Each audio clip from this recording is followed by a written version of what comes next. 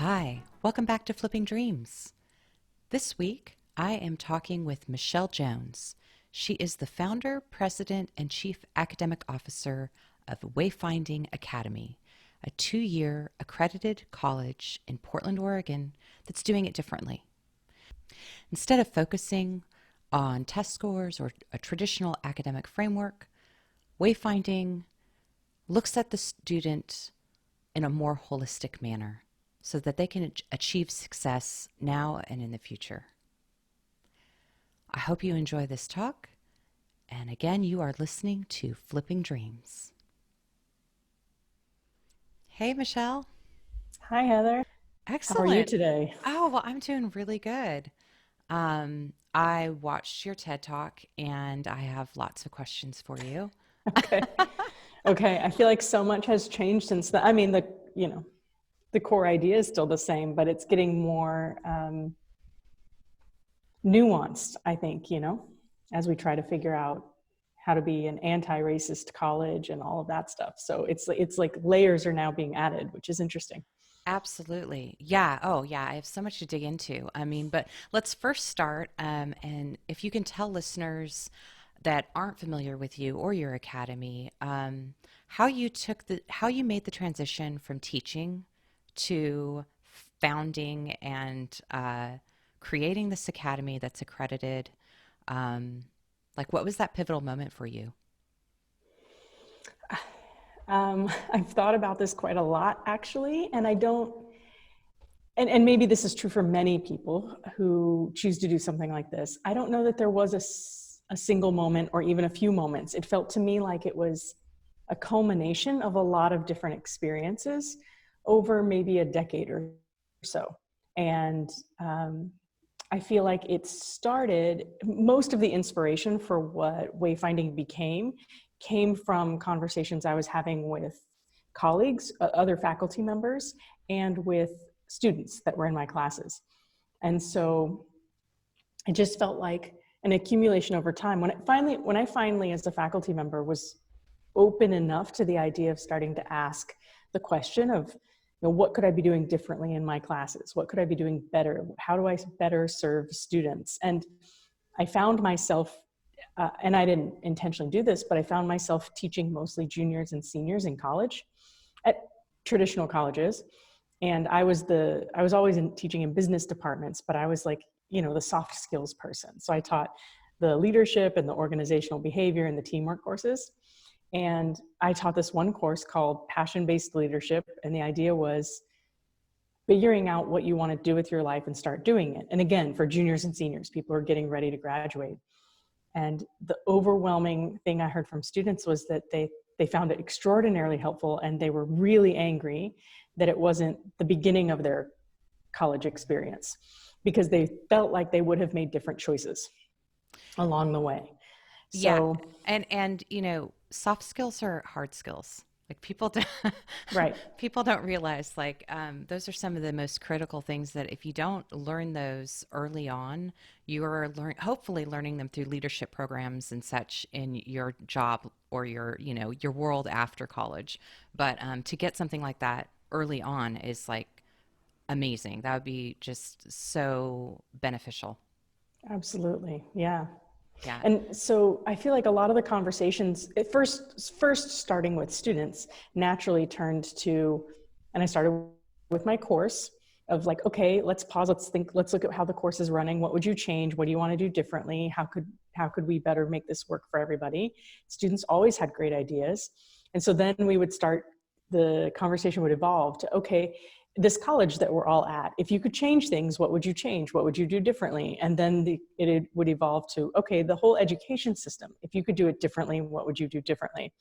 And after having, I mean, dozens and dozens of those conversations, I I got to the point where I felt like I couldn't just keep doing what I had been doing, and I couldn't keep making very small changes. And so it's now, I guess, about 5 years ago that I decided, okay, I'm going to stop being a faculty member and I'm going to start my own college, which Wow. is a crazy thing to do.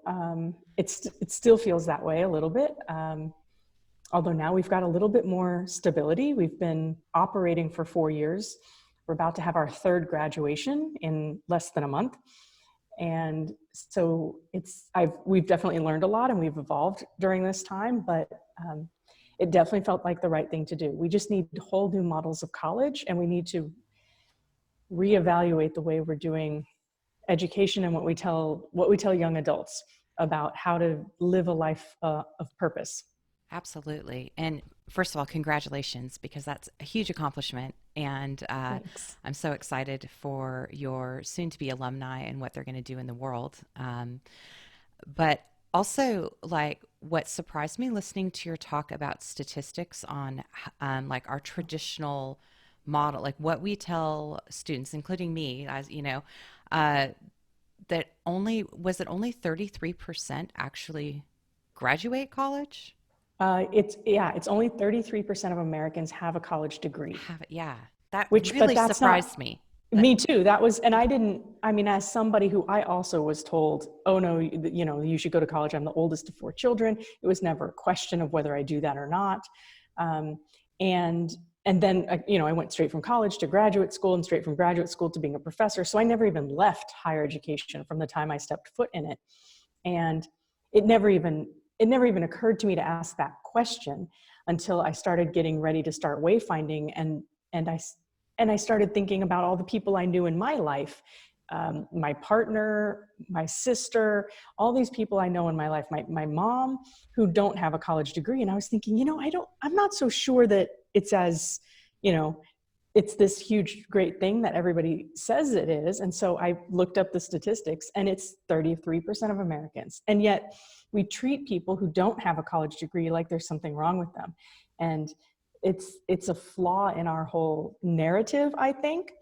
And we still have to grapple with the idea that, especially for communities of color, getting a college degree is the best option to having job stability and job security. And we're seeing that a lot right now during the COVID pandemic, that people who have a college degree, or that network that a college degree or being in a college affords you, is helping them be a little bit more resilient, finding a different job, finding a new job, being able to work from home right now. So there are real implications in terms of that, in terms of health and security and safety. And we definitely stigmatize people who don't have college degrees. And I don't know that that's helping us as a society. In fact, I would say it's harming us. True. And I feel like part of what I wanted to tap into a little bit as we discuss your curriculum is this idea of like turning life learning into, credits, like actually incentivizing, rather than doing a traditional template of core classes that are just mandated that may or may not help, but actually pointing to a curriculum that will really cultivate the skills and the knowledge that will help students come out and actually really like connect with their world, with others, and actually like very quickly assimilate and make changes.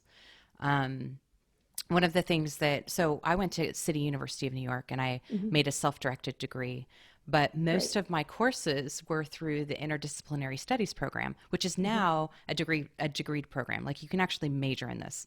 But when I was I was at a John Jay College, and doing the program, and as many core classes as I could take in this program, I would do, because they were taught by 3 or 4 professors.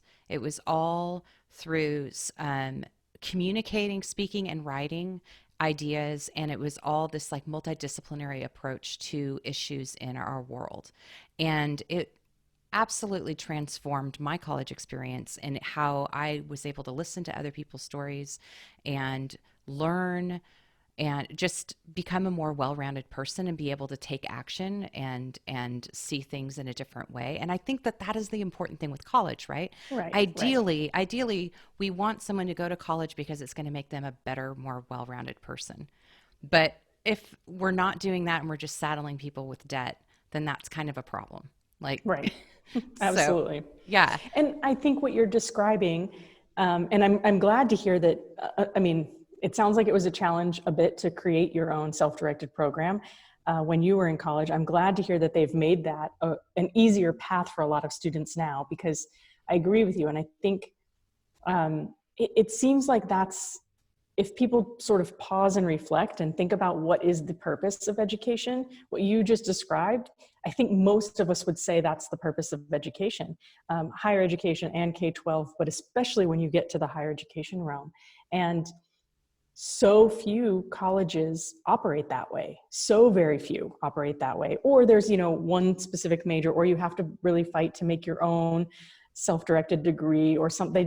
They put up barriers for it, I think. Yeah, you can only fit so many credits of this other Right. stuff in with the mandated courses. And like some of the courses when I was looking through your curriculum of like understanding the world, understanding Right. ourselves and others, engaging with information, and futures and citizenship. I mean, just Right. absolutely fascinating topics, areas that you're not just like doing one course in, but you're really doing a deep dive Right. as like a more holistic approach. So tell me about how did you come up with this besides like conversations with students and like other faculty, I guess. Yeah, conversations was where it started, but actually coming up, and at some point we will start making changes to the core curriculum, those core classes. All wayfinding students take the same 9 core classes. We do mandate those 9 classes, but it's very different from most colleges in that they all do take those classes, but they have total freedom within those classes to create projects that tie in their own personal areas of interests, and they put projects in portfolios. Like, we don't have textbooks or tests or grades or anything like that. So, within the broad framework of, let's say, understanding our world, they get to weave in their own personal areas of interest. So believe it or not, coming up with the core curriculum was very easy. I mean, the conversation was basically like, okay, when we look to the future and we want to prepare young adults for being contributing members of society, knowing who they are and knowing what they want to contribute to their communities, and finding a way to tie those two things together. What do they need to know? That was literally the question we asked. And that's how all of the courses came to be. So some of them are a little bit more narrowly focused, like science, technology, and society, where, I mean, that's pretty broad, granted, but it is about those topics, right? And then you have really broad-based things like the final course that students take. So we have students taking it right now. They've got 2 weeks left. It's called The Good Life. And it's their final capstone course where they are taking everything they've been thinking about and learning about during their 2 years here, and they're trying to put it into a personal life plan that prepares them to take their next steps. And we promise all of our students that by the time they graduate, they'll know what they want to do next, and we work with them through 2 years to do that. So they all know what they want to do next in general, but this course helps them bring that all together, figure out where they get their vitality from, where they can make the most difference that's in alignment with their values, and figure out what their immediate next steps should be towards that. And so that one's a much broader, like a broader scope of information is covered in a course like that. Sure. But they're all interdisciplinary. I love, I mean, this is just so in my wheelhouse. I love all of this. And I particularly like the idea that they actually really have a guide. They really have a mentor that they meet with weekly, not Right. this like guide that they meet beginning at the end, maybe 15 minutes of their college career, which is really insane when you think about this. Right. Which, like, I had a professor mentor whom I loved, that like I sought out and was able to get the guidance I needed through my, bachelor 4-year program, which most of that was in that interdisciplinary studies like realm. But it wasn't something offered. She's No, not, I she had the wasn't, same, I yeah. had the same experience. I did the same thing you did. Yeah, it wasn't offered. I had to find that myself. Yeah. Yeah. And I think that's really hard when you're at a college, especially the larger the school, the harder it is to get those resources or have access to those people who are willing or have the time to be able to give you like really good advice and good guidance. So And especially for, I'd say, first generation college students who don't understand how to navigate a higher education system, it's not necessarily going to occur to them, oh, I can do that. I can go meet my faculty member. Oh, they have office hours, or, oh, this is how I do this. And so I think a lot of first generation students and low income students, and definitely students of color who maybe don't see themselves reflected in their faculty and definitely not in their advisors very often, just, they don't even, like, that's a whole thing it's not even a consideration for them. They don't Yeah. even know to think about doing that. And I think taking, again, that more holistic approach of seeing the student as a full student, as someone who has a life experience, cultural experiences, Right. like they're coming into the school to learn, but they're also there to teach as well in a way. I mean, they're like really investing in pulling those things out, because I think also depending on the age or the experience of a student with higher learning, they're not necessarily going to know that this experience in a bucket over here could actually help them achieve this goal over here. They're not going to connect the dots as easily unless they're Right. working with someone that's outside looking in saying, hey, what about doing a project like this? What about this? You love this thing that you don't think you can do, but you can. And Yeah. and so I think that is like a winning, just such a winning formula. Yeah. I think the guides program, it's unlike anything I've ever seen at any other college. It maybe is, I mean, we have a lot of uniquenesses to wayfinding, but I think it might be the most unique, because students get 3 credits every term for their 6 terms they're with us for just working with their guide and building their portfolio and doing that kind of work. And I like to think, well, 2 things. I think being a guide is the hardest job we have at wayfinding. For a multitude of reasons. They are asked to carry a lot and show up a lot for their students, and they're often not given the gratitude and the respect that they deserve for everything that they put into that. And I like to think of the guide role as sort of the keeper of the story of the student, because you're meeting this person at the beginning of their wayfinding journey, and you know them for the entire 2 years, and a lot's going to come up during that time. And I know, just as a human who's trying to navigate the world, I say things and I have a hard time tracking my own personal path and my own interests. And I have a hard time connecting the dots for myself. And I spend a lot of time trying to do it. But having another person who kind of keeps that story for you and keeps those threads and like holds on to threads when you mention something important and can bring it back into a conversation and remind you at a really important time. I think that's of huge value.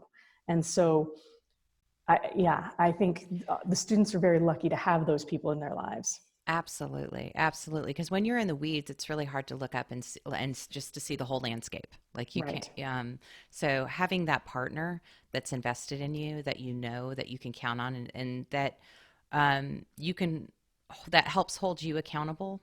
But Right. you also know that they're there for you. That it's a two-way street.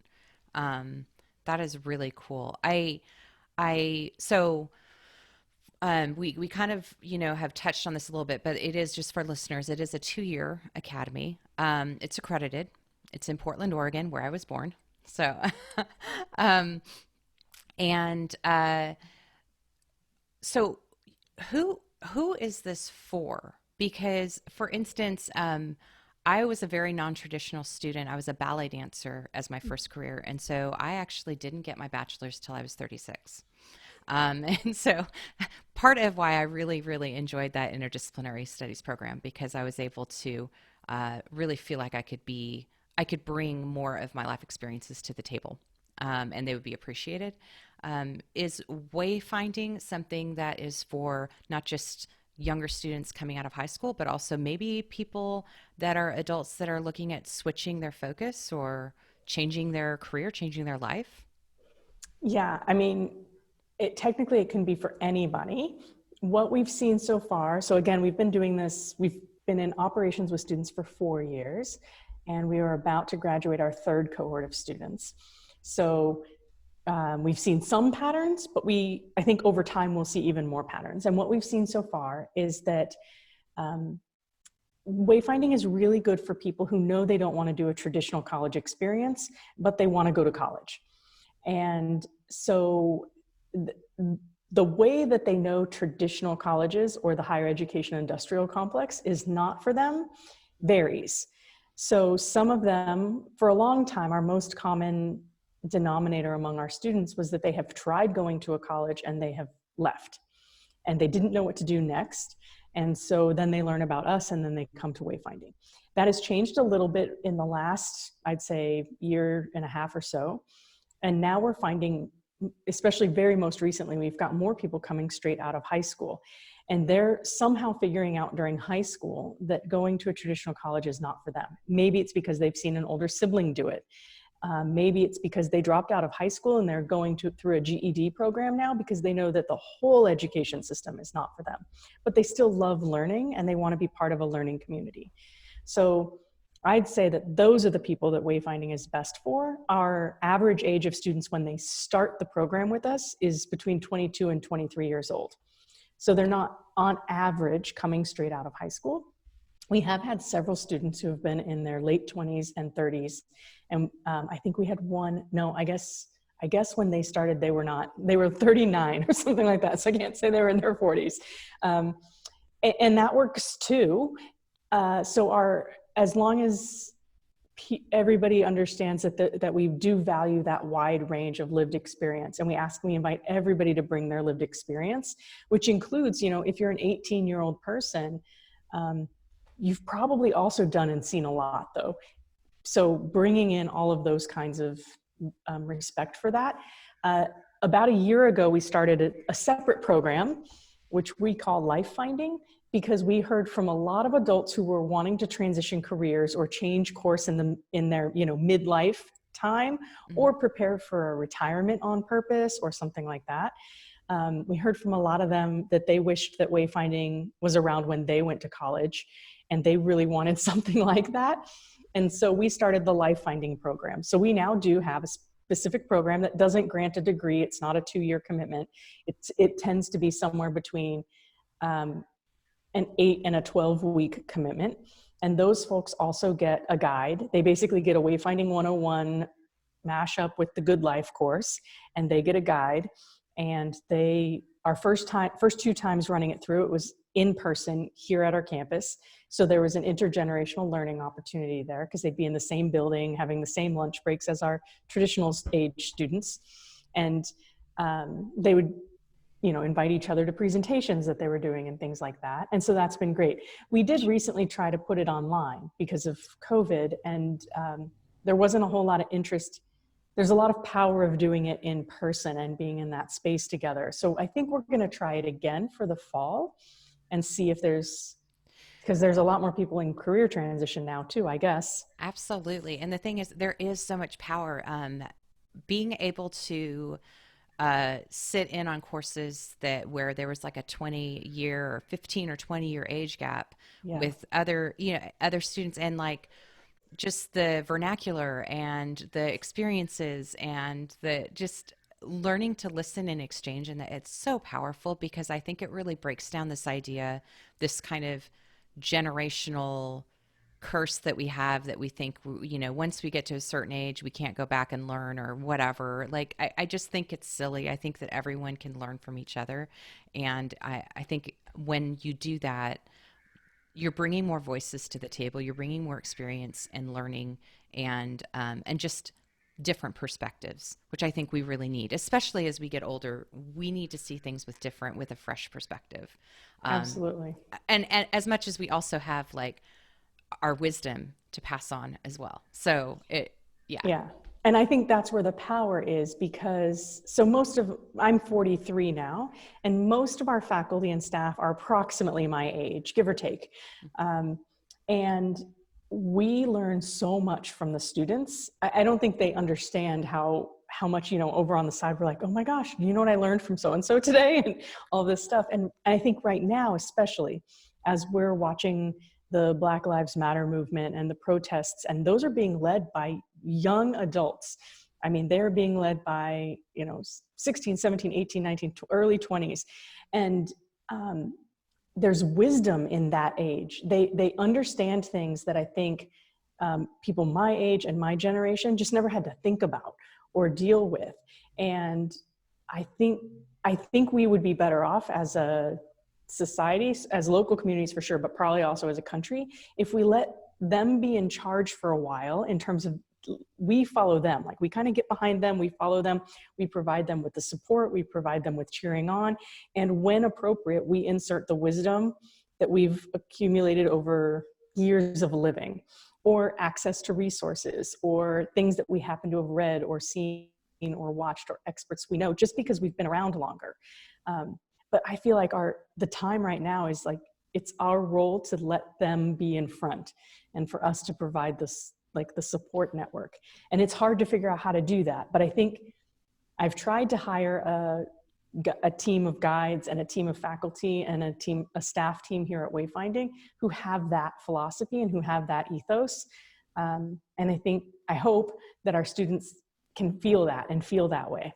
Yeah, and it's a sense of empowerment, right? Right. Because if we're allowing the younger generations to figure it out, to forge ahead, yet knowing that we're behind them supporting, or we're there to fall back on, or give feedback, but knowing that they have more power to make choices, to make change, and to really explore that. I think that that's something that is definitely a shift from this kind of top down, Mm-hmm. uh, you know, dissemination of information, versus just really coming at it from a different approach, more grassroots, organic, um, and again, like a fresh perspective. And certainly, we don't expect, no one knows anything 100%, right? Like, Right. and this idea that, I think, like, growing up, it was like, you have to do things right, you have to be perfect, you have to figure it out and do the right thing. Mm-hmm. And I think that maybe we're opening up a little bit more to be like, no, you just need to do the thing. Like, just Right. find the support and do the thing. And actually, if you fall on your face, you're going to learn a lot from that. And we're going to pick you up, and then we're going to dust you off and figure out a new direction. But like, this idea of not being afraid of letting go of perfectionism, and having more of a community sense of working together, I think, Mm-hmm. are all like these themes that are coming up right now, which is really, Yeah. really exciting. We sometimes like to say that we provide a controlled failure environment.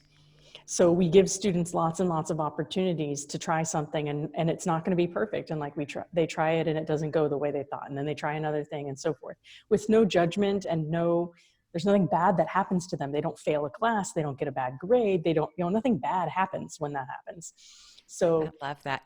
yeah. Sarah Blakely of Spanx says that, Oh and yeah. what that her father was like, "What did you fail at today?" Like, Mm, that was his question every day, like an encouraging question, not in yeah. a bad way. Like, "Okay, great, cool, good Yeah. job, well done, good for trying."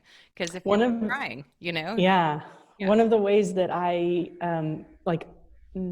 built that into the model is with internships. I think a lot of college programs require students to do an internship for graduation, but we require them to do two, because I know from my experience, and I think once upon a time I taught one internship class, and I know that when your first one is going to be a disaster, almost certainly. I mean, the odds are very high that you picked a thing that you think you're interested in, but it turns out you're not. Or you picked a thing that you really are interested in, but you realized, oh, wow, I have a huge knowledge gap of where I am and where I need to be to do that kind of work.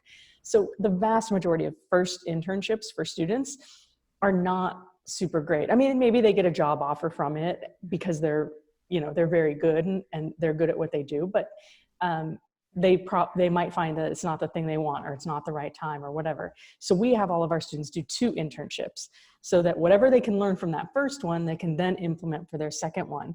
And a lot of our students have chosen for their second internship to do an independent study, basically to design their own project, find mentors out in the community, because they want to combine 3 or 4 different areas of interest into one project, and they work on that for 3 months or something like that. So we provide the support, connections to mentors if they need it, but the support in designing that project for them and so forth.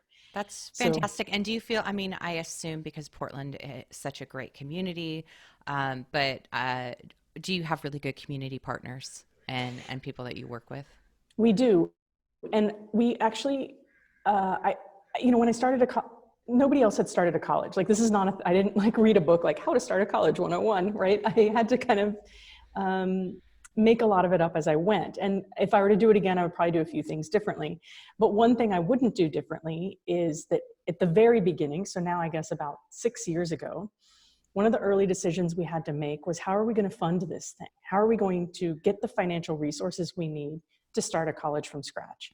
And I was getting two different sets of advice, one of which was, we'll find some wealthy investors who will want to invest in this model and do that kind of a thing.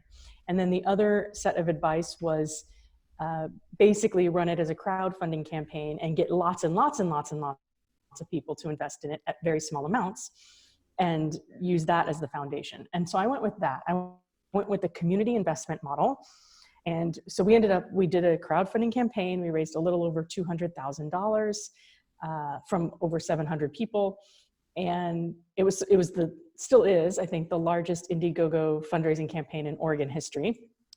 And I wouldn't do that differently, because that gave us that foundation of support that we needed. And those donors were from all over the world. And they still, many of those people still remain involved to this day at what we're doing now. And we expanded it. So we're a nonprofit college. Most colleges are nonprofit. A lot of them, though, get funding from large foundations or the state or something like that. Our financial model's a little bit unique, since we wanted it to match our values. So it's only about half of our revenue each year comes from tuition. We keep tuition very low. It's only $11,000 for students. And we now have, which we can talk about if we want to, we now have an initiative to provide free tuition for some students. And so only half of our revenue comes from that. The other half of the revenue comes from donations, the vast majority of which are from what we call our luminaries. So these are people who give a monthly donation, anywhere from $5 a month to, I think we have somebody who gives almost $350 a month, and everything in between. And those people, we have 120 or so of them. Those people are sort of our continuous foundation support. And they also opt in, when they opt into being a luminary, they also opt in to sort of being involved in the student's experience. So we have a database of these people. They are mentors, they host internships, they come be guest speakers, they show up to celebrate graduation. We just had a student a few weeks ago, she's really interested in music production and wanted to connect with somebody. And so we said, well, take a look at our list of our luminaries. Do any of them interest you? And she says, oh, I want to connect with this guy. So we put her in touch with him, and now they're going to do an internship together. So that's awesome. The community support. Like, I don't know how we would do what we do without the support of the community that we have, not just the financial support, but so many people care so much about wanting to help young adults live purpose-driven lives. And I think the ability to bring those people together has been kind of magical to watch. That is so cool. And I love this is a recurring theme on the podcast, where this community supported change. A couple episodes ago, I interviewed Betsy Lay from Lady Justice Brewing in Colorado, and they have a community supported membership where literally they're not in it for the profit, but they're in it to make a change for girls and women and organizations that are local in Colorado. So you become a member of the brewery, and then you get to help decide where your money goes to these nonprofits, which is, I just love this idea of people, change through numbers, that like, yes, one person can make a change, but like a whole community can make a lot of change. And it's just so cool. But I do want to talk about going back to these, your tuition and free program. Talk a little bit more about that. Yeah. So one of the intentional choices we made at the beginning was that we wanted tuition to stay low. Initially, we modeled it after the idea that, not quite when I went to college, but definitely the generation before me, my parents' generation, when they went to college, they were able to pay for college if they had a summer job or if they worked a part-time job during college, that kind of thing. It was affordable enough that you could put yourself through college in that way, and that taking on debt wasn't necessary. we have huge issues right now, which is a tangent we can go into if you really want to, about college debt and how harmful it is to people, especially to communities of color, but especially to Black Americans who are more likely to have to take debt to go to college and then don't get paid as much as white Americans do after they graduate from college. And so it's sort of like a perpetuating issue. So we have succeeded in that tuition's $11,000 a year. So it's $22,000 for the full program. We always meet students' need. So if a student says, okay, I can make, I can pay 80% of that, but that's all I can afford. I have some family help, whatever. Then we say, great, then that's what we're going to work with you on. We have an amazing chief business officer. She talks to each student and their family if they want individually, and she creates a custom payment plan for every single student. So I think every single student right now who's enrolled does something different in terms of how they pay. So some can pay up front, some can pay term by term or month by month or whatever it is. She figures out a custom thing. And the newest thing that we're doing, which we haven't talked a lot about yet, we want it to be a referral basis. It's not a thing that we're going to be doing, marketing around and things like that. But with a lot of the stuff that's going on right now with dismantling systemic racism, one step that we're taking is for Black and Native American students in Oregon who have been disproportionately adversely affected by racist policies in the state of Oregon, we are offering free tuition. Wow. So whether they financially need it or not doesn't matter. They can decline it, I suppose, if they want to. So we've reached out to a lot of our educators and counselors and organizations that we have relationships with already here in the state, and have let them know that if they know of any young adults for whom wayfinding is a good fit, we're not a good fit for everybody, but for a lot of students we are, and they're not going to college, or they've dropped out of college, or they don't know what they're doing next, to send them our way and we'll have a conversation with them. And if it turns out to be a good fit and they're Black or Native American from Oregon, they get free tuition. That's amazing. Because we figure, I mean, it is the right thing to do. It is a step towards repairing the racial inequality issue that we have in this country, but specifically in Oregon. And I think the part of the point will hopefully become, we're a very, very, very, very small college operating on a very, very lean budget. And if we can do this, then there's no reason why other colleges that have millions of dollars in an endowment can't also do this. Sure. Like, there's no reason that college shouldn't be free for those populations to Absolutely. correct some of the systemic. Yeah, absolutely. So Wow. that's the hope. That is amazing. And I love that you've stepped right up to implement this, right? Taking action. We made it retroactive. We had a couple of students for whom a lot of our students don't come from Oregon. I guess I didn't mention that earlier. And how many students do you have? How many students per, cohort? Yeah. Yeah, our smallest cohort so far has been 6, which was the most recent one we started. We started a winter cohort, which we had never done before until this past January. They, turns out, started at a very weird time. I mean, they did most of their first term in person, and then we switched to a hybrid and Zoom-based learning model.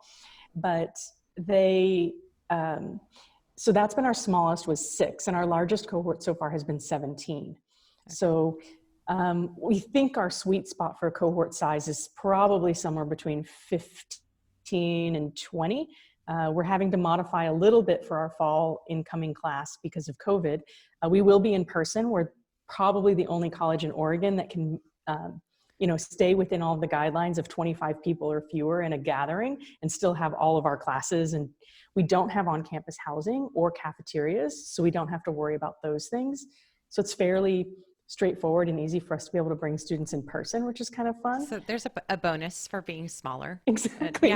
Yeah. A surprising bonus, but it totally works out for us. Yeah. In fact, we can have in-person classes right now as well.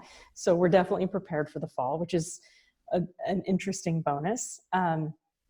But that most of our students historically haven't come from Oregon. They've come from all over the country. It's about 70% of each cohort moves here to Portland to come to wayfinding. Wow. That is looking different for our fall cohort because of COVID-19. It seems that we're about to have the opposite, I guess, maybe 70% or more actually of our students will be from the Pacific Northwest. So Wow. We'll see how that changes a little bit, or how that changes in the long term for us and what that looks like. Yeah, sure. And do you have a vision that you want to keep it at a certain size, keep the academy sort of, I mean, what if you get just an influx of students wanting to attend? Yeah. Yeah, we could do multiple things. It would be great if that happens. Our our goal is that in the next 18 months, we want to get to a place where we steadily have about 40 to 50 students enrolled at any given time. So that would end up being 4 cohorts split among, you know. Mm-hmm. Yeah. So we're on our way there. We have 3 cohorts at the moment. And so once we bring in the next fall and winter, we'll be at 4 cohorts. And so if those can maintain size with the pandemic, we don't know what's going to happen with that, because we have one large space in our building. We have a single campus building. It has 2 classroom spaces. We've created a 3rd classroom space. We've turned our large event hall into a classroom so that we can set tables at socially distant spacing. And that is going to be our physical limitation, is how many desks we can get that are 8 feet apart or more in that room at a time. Yeah. Yeah. And long term, our vision is that we could do a multitude of things. And we've got some people thinking about this right now in terms of what this could look like. We've always talked about how if this campus gets full to capacity, we could start another location someplace else. Because we understand that a lot of young adults don't have the ability or the desire to leave home to go, to move to Portland, Oregon to go to college. So maybe we would start another small micro campus like this one in New Mexico or in Colorado or in Vermont or wherever it is. And so we could do that. The other thing we're talking about right now, which we'll see if it happens, is partnering with multiple other educational institutions. There's a few colleges here in Oregon or in Portland that have closed recently. And so partnering with some other educational institutions to take over their campus, and thus getting us all more space for being able to expand, because we all operate in really small physical footprints at the moment. So we're just at the very beginning of that conversation, but that's a possibility as well. That's fantastic. I think it's so critical, circling back to this whole discussion of college and whether it's important, or whether, I definitely, I'm first generation, and my parent, my father was definitely a, self-taught, the generation that you just went out there and you figured things out and you owned businesses and you did all of that. And I think that I've grown up with this whole idea of college is important, but also, is it really that important? Maybe you should just do it on your own, And so I think, anyway, my point to this is circling back to be I think college is crucial. I think that learning is so important. And I think that you do not understand how to disseminate information in your world and how to relate to other people unless you're actually exposed. I think it's really amazing that you are continuing to provide, a resource for folks that they can really still see the importance of a higher education, but for, in a better way, in a way that's going to actually work for them. Yeah. And I think if I had a magic wand and could change something, I guess my magic wand was create a different kind of college, but I think the next thing I would choose to impact would be what we talk to students about in high school, because I think it is possible that given the right high school environment, and I think you get it a lot in homeschooling environments or unschooling environments, where you get that critical thinking and you get the ability to disseminate information and make sense of things in a holistic way. But I wish the conversation would start there in high school with young adults, to really talk about, what do you care about? What are your passions? What do you think you want to do with your life? What's the best path to get you to there from here? And because right now we send them all we tell everybody they should go to college, but that is not the right choice for a lot of people, depending on what they want to do. And I think in the TEDx talk, I talk about the dropout rate, which is really high. I mean, it's 40% of people who start college finish college. It's not a lot. And most people, 70% or more, have to take on debt to go in the first place. So now they dropped out of college and they have debt and they feel like a failure and they feel shame. And like all of that could be avoided. Mm-hmm. So I wish that in high schools, there was the conversation about, well, what do you really want to do with your life? And then helped those young adults who don't maybe have all the information and don't know all their options make really informed, intentional choices about what to do after high school. Because it might be that they should go to a 4-year college because they want to be a dentist and they know that for certain, and that is their best path to get there, and they can go straight for that and so forth. But maybe it is starting their own business or doing a gap year or going to a community college or doing something like Wayfinding Academy or going to a trade school and becoming an apprentice carpenter or something like that. So I feel like just having that conversation, having that expectation of that conversation change in those teen years, I think would make a huge difference. And we'd have more people living purpose-driven lives and living in accordance with their values, and thus would make our whole community better. Yeah, absolutely. Because I think that, like, this idea that you have to know, you have to choose very young that you're going to be a nurse, a firefighter, a doctor. And it's like you have to choose, like your parents tell you, okay, you have a list of things that you need to choose from, and you're going to go to college for this list of things, whether you like it or not, because you need to make money and support yourself or whatever. And I think that, like, it's kind of exciting to see how each generation is slowly dismantling this. Not Right. to say it is a bad thing to be a doctor or a nurse or a firefighter or anything. If you know that's absolutely what you want to do, great. But if you don't, and like for me, I had like too many interests. So being Mm-hmm. able to really parse through that and determine, like, yeah, what does make the most sense for me, and where can I dabble without like ending up with a huge amount of debt that I'm going to be saddled with later in life, Yeah, which I I have. laugh. So do I. So do I. I Yeah. laugh because in the classroom that I'm sitting in, I written up on the whiteboard from a few weeks ago. I guess the Good Life students were brainstorming. They don't call it that. I forget what they call it. Ideas for one of the graduates. So Gabe is one of the folks who's going to graduate in about a month. And I see at the top of this board that he has identified himself as a rogue tinkerer. And there have got to Nice. be 50 different ideas of things he could do with that. Like he could do public art or philosophy or pyrotechnics or stagecraft or be a jeweler or fashion design or environmental solutions or a brewer or a toy maker, a linguist, robotics. They have all these different ideas because I think a lot of times students, they know what they're interested in. Gabe can say, and I've known Gabe for 3 years, and I could say this about Gabe, he's a rogue tinkerer. He's really interested in science and engineering, and he's got a background in that. He's in his mid to late 20s. He started an engineering program in college, and there was a reason he did that, and there was a reason he didn't persist with it because of the toxicity of the higher education system for him. But that's still where his core interests lie. So but he probably, until this activity that they did, didn't think, oh, I probably could do puppetry with that interest or whatever. And then it looks like they've circled a few things that they've narrowed in on, so that as Gabe is thinking about what he wants to do as his next steps, he can think, okay, I'm going to focus on these. It looks like there's about 10 things circled. Like I'm going to focus on these 10 things, and I'm going to see what kind of entry level position I can get during that.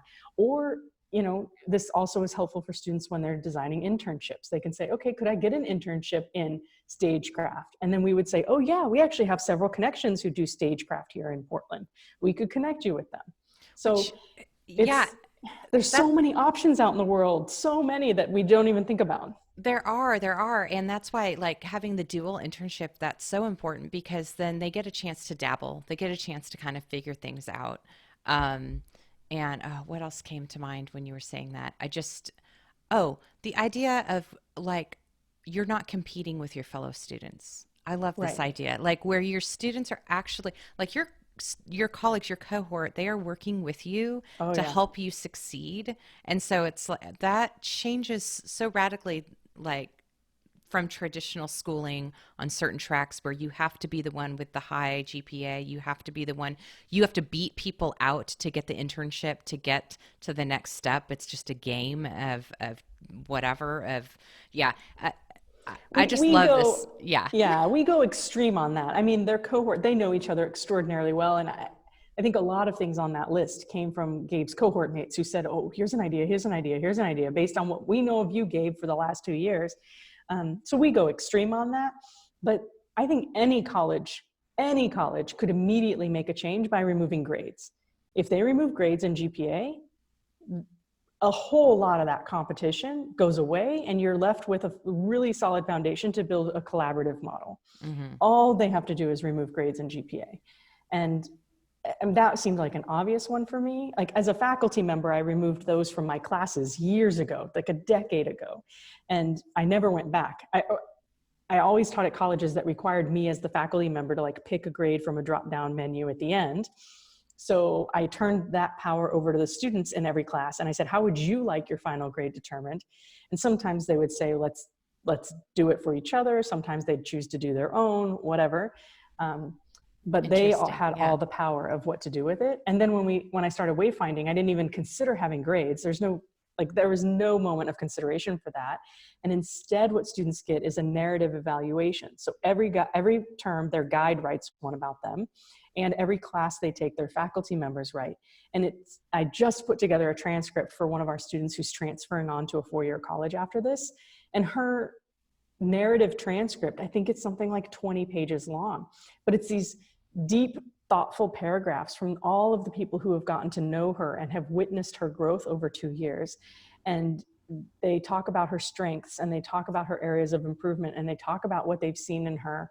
And the richness there is so amazing. And then she's an amazing human. So she went through it and she looked for themes that jumped out at so that she could create her own narrative, which when they get their transcripts, they author the information that goes on their transcript. They create it. They give themselves a title. They write their own narrative. They choose which portfolio items they would like highlighted for them. So when she was doing that work, she went through her narrative transcript to look for the themes that other people had seen in her. And it's just such a neat process to watch. And how much more valuable is that than just a grade? Right. A lot more valuable. You know? Yeah. You feel seen as a human being, like as a whole person, and you can show up in all of your complexity, whatever that involves. And also you realize when you don't show up, right? Like if you don't put that effort in, if you're not coming to the table and being present and being like an active participant in your education, that's going to reflect, and you're going to see that pretty clearly. You can't just be like, well, in 3 weeks when we have the midterm, I'll show up and take a test and do fine. And then, there's a level of being human with each other and a level of personal accountability and responsibility that comes with that too. That's so amazing. Well, I wanted to ask one more thing. So, first of all, creating a college, going through this whole process, first, that just sounds so daunting. Yeah. I am sure you probably had moments along the way where you doubted or you really struggled with like continuing, like you wondered, should I really be doing this? Do you have any of those that kind of stand out? And like, I guess what I'm looking for is like, how did you keep going? Like what kept you going? Yeah. The thing that keeps me going, and I still have those moments now, especially I'd say in the last few months, because they're just such big global issues that we're all dealing with. And I think to some extent, every one of us who's paying attention has paused and thought, wait, what am I doing with my life? And if this is the reality we're now living in, am I doing enough? Am I doing what matters? Am I doing what I want to keep doing? And some people have changed because of that. And that is fantastic. It's too bad it took a global pandemic and the largest civil rights movement that we've ever seen in our history to make people pause. But I'm glad that is happening. I think it's a really positive outcome of this. Mm-hmm. And so in my case, I paused and asked those questions and answered, yes, this is important work. This needs to keep going. And we now need to layer on. We've always been a fairly anti-racist college. By our natural structure without grades, and we don't have SATs for admissions, and we see people as whole humans, and we don't, worship the written word. People can do projects in video form or spoken form or whatever.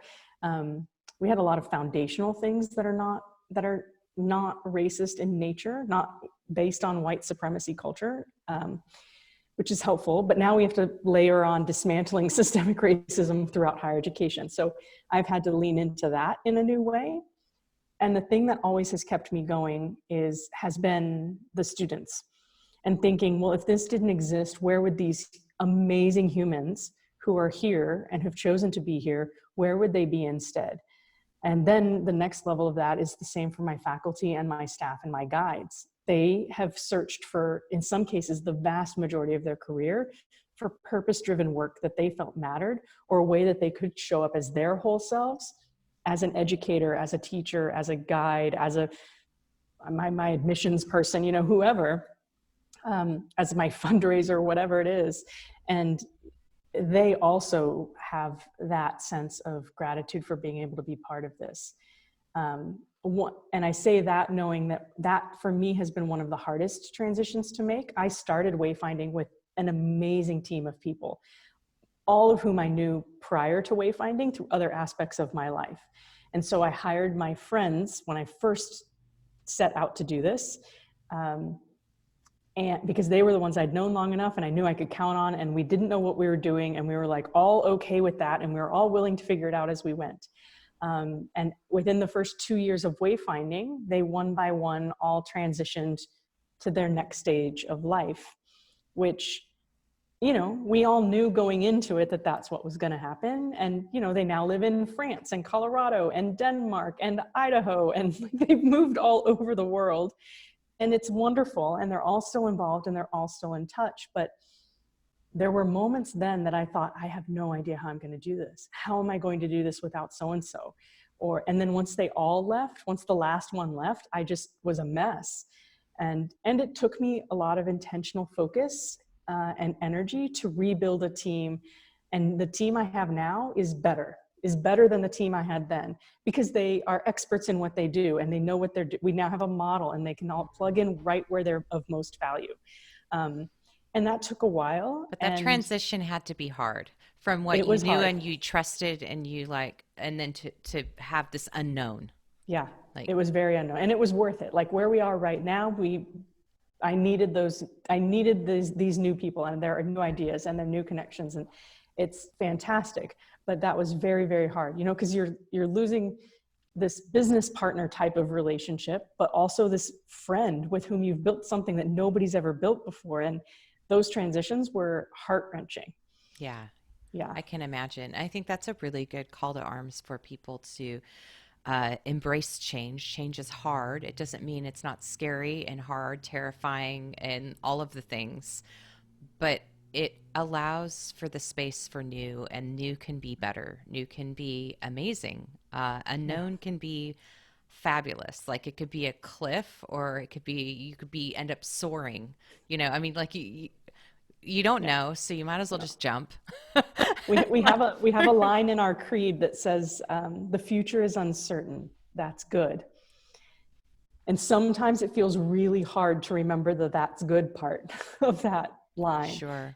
especially right now. I think we all feel a little bit of like horrified and hopeful at the same time. But it is, the future has to be better than the past was, in all of these small ways, but in all of these large ways. And I think knowing that the future is uncertain and we get to shape what that looks like, I think is good. And we just have to, leap and take that and do what we can. Absolutely. I could go off on a whole tangent of how we write our own, the power to write our own narratives, and Right. how we understand how important it is to disseminate the information that's being given to us, and how to really understand what's going on. Those are some of the most difficult things right now with like that I think, in like just my growing up from like not having internet in grade school to like, you have so much information, and trying to weed through and Mm-hmm. find truth and figure out what's going on, and get through people's agendas and all of that. It's very daunting. So I think that the more that we can focus our education and educating young students to look for these things, to talk about things, discuss it, cultivate, look at the larger, like see the big view rather than just see the one little pinpoint. I think that yeah, context is everything, right? Yeah. So yeah. So I did get some quotes from your TED talk anyway Yeah. of what you said, which I love. Like one of these was there's more than one way to do life, and one definition of success is not enough. I love that. We find the freedom to choose when we quiet the voices of others' expectations, which is, that is so important. And the last one I wrote down was, when we each live life on purpose, we can all thrive, which that is kind of the creed of flipping dreams. The idea that like it's never too late to transform your past and move into your future. And the happier people are, more purposeful and more driven, it helps everyone. Like, I agree. Yeah. yeah. That is, So, I think that that is the core at everything that I have done. When I now look back, it took me a while to get to that point. But when I look back, everything I've ever done has been based in that belief that the more people we have living purpose-driven lives, the better we all are for it. absolutely. And just getting through this really negative, narrow-minded, focused culture of that there's only one solution and there's only one success story and there's just and failure's horrible and all these, just rewriting all of that and helping people to challenge and to really achieve like where they want to be in their lives, to live their best lives no matter what Yeah. it is. Which yeah, that's my goal selfishly, because I want more people at the table having awesome discussions and being happy with their lives. So, Yeah, absolutely. So do I. what was that? Alan Alda, he had a quote. It was like, I'm loosely quoting because I can't remember it fully, but it was something like, generally people who are laughing aren't killing each other. So the idea Oh, I don't think I've that, heard that one. yeah, the idea that Yeah. like, if you're joyful, you're probably not going to be, hurting someone else. So Yeah. yeah. And you won't feel like you're in competition with them, right? You can be collaborative with them, and you are happy and you want them to be happy too, and you're going to try to help get that. Yeah. Yeah. Yeah. I love that. Well, thank you so much for chatting with me. I definitely am going to look at your Luminary program. Oh yeah, Uh, please, yeah, please do. yeah, I'll send you a link for that specifically. please do. We only have, well, and you know him, he's who introduced us. We only have one luminary in Alabama, so we would Okay, like good. another one. Good. Yes. Yeah.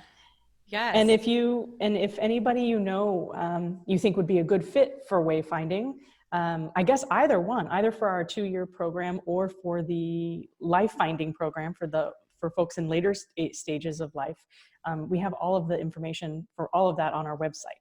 Absolutely. And I will share all of that in the show notes. This will be on YouTube and podcast through all of the places that the podcast can go.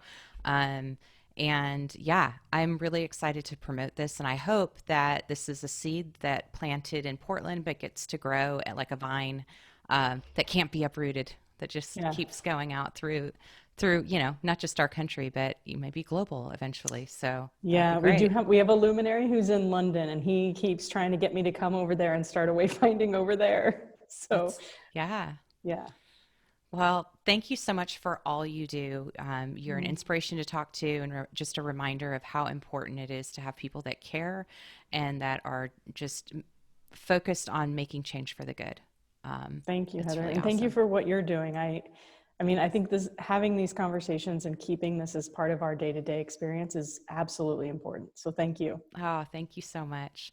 Have a great time, great evening, and hopefully we'll catch up again, and I'll get to hear what's happened. And if Yeah. I get to Portland, if I ever, I'm supposed to visit family, but of course, COVID.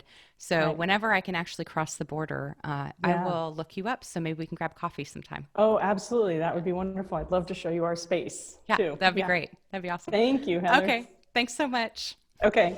Bye-bye. Bye.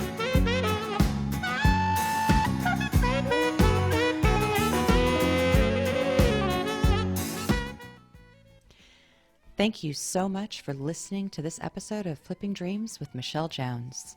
I hope that it inspired you to be more curious and to seek out other ways to do it. As always, please subscribe. Please send this to friends and family, strangers on the street. Share the love, because when we all succeed, it makes our world a better place. Have a wonderful day, and I'll see you back here next week on Flipping Dreams.